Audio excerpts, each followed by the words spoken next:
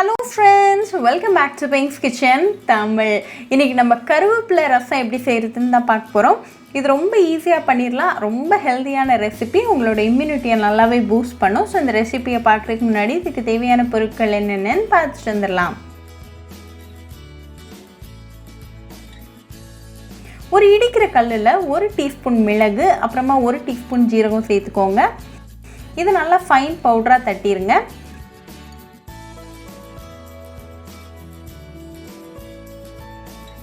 இப்போ இது கூட 10 பல்லு பூண்டு,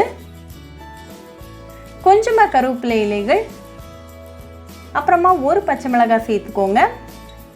இதையும் லைட்டா தட்டிருங்க. இது ரெடியா வச்சுக்கோங்க. இப்போ நம்ம ரசம் செய்ய ஸ்டார்ட் பண்ணிடலாம். ஒரு பேனை சூடு பண்ணிக்கோங்க. அதில் 2 கப் அளவுக்கு ஃப்ரெஷ்ஷான கருவேப்பிலை இலைகளை சேர்த்துக்கோங்க. இது ஒரு 2 மினிட்ஸ் மீடியம் ஃப்ளேமில் நல்லா ட்ரை ரோஸ்ட் பண்ணுங்க. இப்போ 2 மினிட்ஸில் நம்மளோட கருவேப்பிலை இலைகள்லாம் நல்லா ரோஸ்ட் ஆகி ரெடியாக இருக்குது. ஸோ ஃப்ளேம் ஆஃப் பண்ணிவிட்டு இதை கம்ப்ளீட்டாக ஆற விட்டுருங்க. நல்லா ஆறுனதும் இதை கொரகொரப்பாக அரைச்சி ரெடியாக வச்சுக்கலாம். ஒரு மண்பானையை சூடு பண்ணிக்கோங்க. அதில் 1 டீஸ்பூன் எண்ணெய் சேர்த்துருங்க. எண்ணெய் நல்லா சூடானதும் 1/4 டீஸ்பூன் வெந்தயம், 1/4 டீஸ்பூன் ஜீரகம், கொஞ்சமாக கருவேப்பிலை இலைகள், 2 காஞ்ச மிளகாய், அப்புறமா 1 சிட்டிகை பெருங்காயத்தூள் சேர்த்துக்கோங்க. இதை லைட்டாக மிக்ஸ் பண்ணி விட்டுருங்க.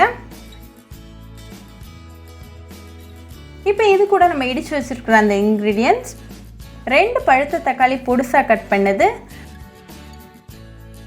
1 டீஸ்பூன் உப்பு, 1/4 டீஸ்பூன் மஞ்சள் தூள், அப்புறமா 1 டீஸ்பூன் அளவுக்கு நம்ம ரெடி பண்ணி வச்சுருக்கிற கருவேப்பிலை பொடி சேர்த்துக்கோங்க. இதை நல்லா மிக்ஸ் பண்ணி விடுங்க. தக்காளி நல்லா மசிஞ்சு குக் ஆகிற வரைக்கும் நல்லா கலந்து விட்டுருங்க.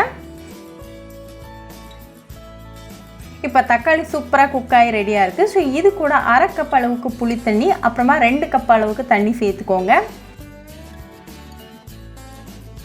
இதை லைட்டாக மிக்ஸ் பண்ணி விட்டுட்டு இது கொதிக்க வரைக்கும் நம்ம வெயிட் பண்ணலாம்.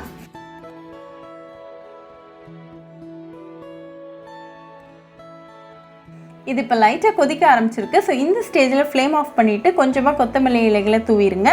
இப்போ நமக்கு சுவையான கருவேப்பிலை ரசம் ரெடியாக இருக்குது. ரொம்பவே ஹெல்தியானது. உங்களோட இம்யூனிட்டியை நல்லா பூஸ்ட் பண்ணும். இதை நல்லா சூடாக சாதம் கூட சர்வ் பண்ணி உங்கள் ஃபேமிலி அண்ட் ஃப்ரெண்ட்ஸ் கூட என்ஜாய் பண்ணுங்கள்.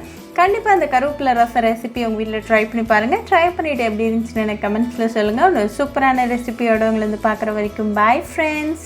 உங்களுக்கு இந்த வீடியோ பிடிச்சிருந்தா லைக் பண்ணுங்கள், ஷேர் பண்ணுங்கள், கமெண்ட் பண்ணுங்கள் அண்ட் மறக்காமல் சப்ஸ்கிரைபும் பண்ணிடுங்க. கூடவே பக்கத்தில் இருக்க பெல் ஐக்கானையும் கிளிக் பண்ணிக்கோங்க. அப்போ தான் நான் போடுற வீடியோஸ் எல்லாம் உங்கள் நோட்டிஃபிகேஷனில் வரும். உங்களுக்கு ரெசிபிஸ் இங்கிலீஷில் பார்க்கணுன்னா பிங்க்ஸ் கிச்சன் சேனலை பாருங்கள். சேனலோட லிங்க் நான் அந்த டிஸ்கிரிப்ஷன் பாக்ஸில் கொடுக்குறேன். மறக்காமல் செக் பண்ணுங்கள்.